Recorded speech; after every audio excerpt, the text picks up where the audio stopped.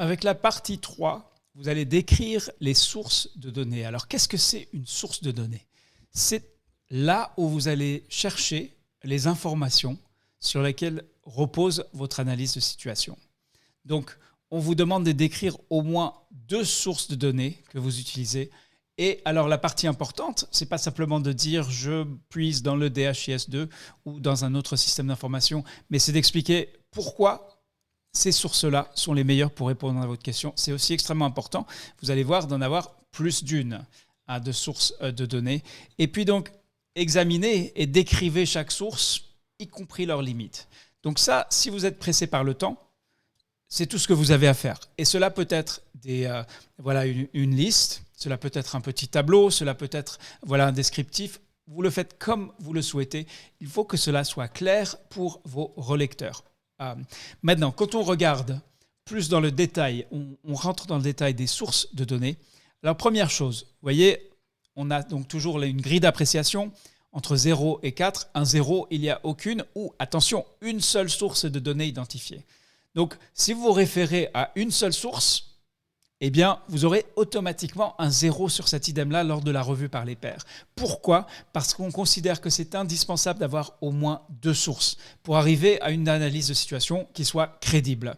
Et à l'opposé, donc, un 4 sur 4, excellente identification et comparaison des sources de données appropriées pour répondre à la question que vous avez posée, donc, qui est le fondement de votre analyse de situation. Donc, attention, il y a cette question, plusieurs sources, la comparaison et la réponse à la question. Voilà ce que vous visez. Donc, jusqu'où vous allez y arriver? Est-ce que vous aurez les sources de données qui permettent de faire des comparaisons? Est-ce que vous aurez les sources de données qui permettent de répondre à la question? Eh bien, dans les sources de données, vous décrivez ce que vous avez et vous faites un état des lieux. Pourquoi ce que vous avez, c'est le meilleur disponible pour répondre à votre question. Donc, cela peut être imparfait et incomplet, mais on veut s'assurer que dans le temps imparti qui est court, vous n'avez pas le temps de faire de grandes recherches ou de lancer une enquête ou de faire un sondage ou même de faire différentes choses. Eh bien, voilà ce que vous avez trouvé. Donc, voilà les sources que vous utilisez. Donc, résumez les sources, pourquoi elles sont les meilleures pour répondre à votre question. Et après, vous utilisez votre question pour guider votre recherche de données. Parce que pour identifier les bonnes sources, vous devez répondre à la question « Qu'est-ce que je dois savoir pour être en mesure de répondre à ma question ?» Donc, c'est une question pour savoir comment répondre à une question. Quelle source de données est-ce que je peux utiliser pour savoir ce que je veux savoir? Donc, on vous conseille d'utiliser des données existantes. Alors bien sûr, vous avez peut-être accès à des données nationales, mais il y a peut-être des choses à portée de main, devant vos yeux, que vous pouvez utiliser. Le nombre d'ampoules, par exemple, que vous pouvez compter, des registres que vous pouvez consulter, des choses toutes simples, et peut-être une journée d'observation où vous regardez combien de personnes, combien de passages, comment cela se passe. Voilà, vraiment de l'observation directe. Et c'est là où j'aimerais vous parler du rôle de votre expérience professionnelle en tant que source de données. Il est tout à fait légitime, selon moi, pour vous d'identifier qu'une des sources de vos données, c'est votre expérience personnelle, ou professionnelle plutôt.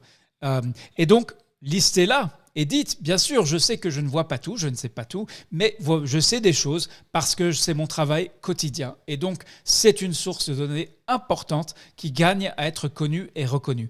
Et vous savez justement des choses, je l'ai dit précédemment pour la description de la situation, que personne au niveau central du PEV ne sait, que personne au niveau international ne sait, puisque vous êtes là tous les jours. Donc, on va revenir à cette question de croisement des données. Donc, pourquoi plus de 2 sources de données? Eh bien, c'est une manière très importante de vous assurer que votre analyse sera fiable et convaincante. Vous posez d'abord la question, est-ce que cette source de données, les données qu'elle contient, peuvent m'aider à répondre à ma question? Et puis après, comment est-ce que je vais les comparer? Donc, attention à la comparaison. Cela peut être très, très hasardeux de comparer des pommes avec des oranges, comme on dit. Mais, donc, par exemple, est-ce qu'on parle de la même zone géographique, la même période? Mais vous voyez, il y a des astuces et puis vous allez voir, je vais étayer quelques sources des données que vous retrouverez dans la grille critériée. Mais pour chaque source de données, donc, qu'est-ce qu'on veut dire quand on dit examiner, décrire chaque source? Eh bien, vous décrivez la zone géographique, la période, l'objectif principal de chaque source. Vous décrivez tout autre élément. Et ça, je ne peux pas vous dire ce que c'est. C'est à vous de déterminer que vos lecteurs devraient comprendre, que vous devez leur expliquer à propos de vos sources de données pour comprendre en quoi elles sont appropriées pour votre analyse, pour la question que vous traitez. Examinez chaque source de données pour trouver des problèmes tels que est-ce que les données ne sont pas suffisamment exhaustives, donc incomplètes, est-ce qu'elles sont d'actualité, est-ce qu'elles sont cohérentes, est-ce qu'elles sont fiables. Et si vous décidez que, disons, vous avez 3 sources de données, je ne sais pas, ce que vous avez trouvé dans les registres, votre expérience personnelle et puis des données nationales ou celles de l'OMS, eh bien laquelle va être plus utile que les autres et pourquoi? Et donc c'est là où on entre dans la comparaison. Maintenant, sur les exemples de sources de données, là c'est en tout petit caractère, donc je vais quand même prendre le temps de vous étayer qu'est-ce qu'on a recensé comme données possibles. Donc il y a ce qu'on peut dire sont les sources d'information standards du PEV. Donc, il y a le plan pluriannuel. Alors, c'est le PPAC qui est maintenant remplacé par la stratégie nationale de vaccination. Les revues du PEV, donc là où on passe en revue vraiment toutes les activités du PEV. Donc, les plans de travail annuels, les micro-plans, les enquêtes de couverture vaccinale, les évaluations d'équité, les rapports administratifs, tout autre, voilà, tous ces rapports, vous pouvez identifier lesquels vont vous être utiles. Ne prenez pas tout et n'importe quoi des données qui sont disponibles. Maintenant, si vous travaillez au niveau des établissements de santé ou vous leur rendez visite régulièrement, les sources de données, ça peut être les registres de vaccination, les feuilles de pointage, les registres tenus par les agents de santé communautaires, les stocks de vaccins. Voilà, tout ça, eh bien, posez-vous la question, est-ce qu'il y a quelque chose là-dedans qui peut m'aider à répondre aux questions? Donc, peut-être que c'est à portée de main, la meilleure source de données qui peut vous aider. Ensuite, les documents et les rapports disponibles, donc, qui concernent les plans et les stratégies de vaccination, la couverture, l'incidence des maladies, la surveillance, les données du programme, tout ça. Après, il y a les sources, on va dire, de données publiques, comme les estimations OMS-UNICEF de la couverture vaccinale, donc par pays. Donc il y a un portail de données sur la vaccination. Vous trouvez quand même, c'est une mine d'or, mais ça vous donne des données globales. Ça ne va pas vous dire dans votre district ou votre centre de santé comment cela se passe. Ça, c'est vous qui êtes en mesure d'apporter cette information. Et du coup, croisez ce que dit l'OMS, ce qu'a recensé l'OMS et l'UNICEF, et ce que vous observez, ce que vous vivez là où vous travaillez. Le retour d'informations de la communauté, donc de la population, par le biais d'entretiens avec des informateurs clés. Alors ça, c'est si vous avez déjà fait cela. En 2 semaines, on ne peut pas raisonnablement vous demander d'organiser une telle chose. Mais cela peut être une source importante de données qualitatives. Et oui, si vous vous rendez dans plusieurs centres de santé et vous posez des questions aux agents qui travaillent, eh bien, cela est une source de données tout à fait légitime. Ce qui compte, c'est comment vous qualifiez cette source. Qu'est-ce qu'elle vous apporte? Quelles sont ses limites? Est-ce qu'elle est fiable? Ça, c'est de nouveau vous qui le savez et du coup, vous devez le dire dans cette partie 3. Donc, toute autre source qui contient des informations sur la vaccination, pas l'immunisation, dans votre lieu de travail. Et puis, lorsque des données importantes ne sont pas disponibles, alors cela peut être bien d'examiner des données d'un lieu différent, mais d'un environnement similaire. Et puis, si vous faites de telles comparaisons, alors vous devez bien sûr les justifier.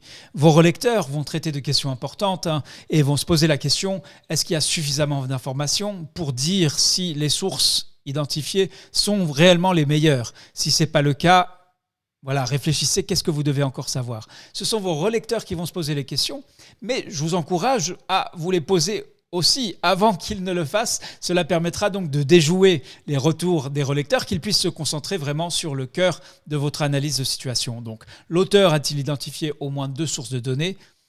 Et là, ce qu'on vous demande, c'est si ce n'est pas le cas, eh bien, d'aider l'auteur à trouver des sources de données potentielles. Puisque vous êtes auteur actuellement. Je m'adresse à vous en tant qu'auteur d'une analyse de situation. Mais vous allez voir, après avoir déposé votre travail, eh bien vous allez devenir à votre tour relecteur.